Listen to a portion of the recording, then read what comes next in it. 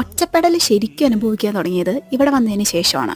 നാട്ടിലാണെങ്കിൽ ചുറ്റും ആരെങ്കിലും ഒക്കെ ഉണ്ടാവും, എന്തെങ്കിലുമൊക്കെ ചെയ്യാനുണ്ടാവും എന്നും പറഞ്ഞ് എപ്പോഴും വീട്ടിലിരുന്നും കിടന്നും നമുക്ക് നമ്മുടെ ലൈഫ് കളയാൻ പറ്റില്ലല്ലോ. പുറത്തേക്ക് ഇറങ്ങണം, എന്തൊക്കെ കാണാനുണ്ട്, എത്രയോ കാര്യങ്ങൾ ചെയ്യാനുണ്ട്. കുക്കിങ്ങും ക്ലീനിങ്ങും എല്ലാം കഴിഞ്ഞ ഒരു ഈവനിങ് ആയപ്പോൾ ഒരു ചായയൊക്കെ വെച്ച് ഞാൻ നൈസായിട്ട് പുറത്തേക്ക് ഇറങ്ങി. ആസ് യൂഷ്വൽ വായിക്കാൻ തന്നെയാണ്. പിന്നെ റീസെന്റ് ഞാൻ സ്റ്റാർട്ട് ചെയ്തൊരു കാര്യമാണ് ജേർണലിംഗ്. ജേർണലിംഗ് എന്ന് പറയുമ്പോൾ വലിയ റോക്കറ്റ് സയൻസ് ഒന്നുമല്ല. ഇതിന് പ്രത്യേകിച്ച് നിയമങ്ങളൊന്നുമില്ല. ഒരു ബുക്ക് എടുക്കുക, നിങ്ങൾക്ക് ഇഷ്ടമുള്ളതങ്ങ് എഴുതുക. ഞാൻ എപ്പോഴും ഒരു റാൻഡം ടോപ്പിക്ക് സെലക്ട് ചെയ്യും. ചിലപ്പോൾ എഴുതി 3-4 പേജ് വരെ പോകും. ഇടയിൽ കരയും, ഇടയിൽ ചിരിക്കും.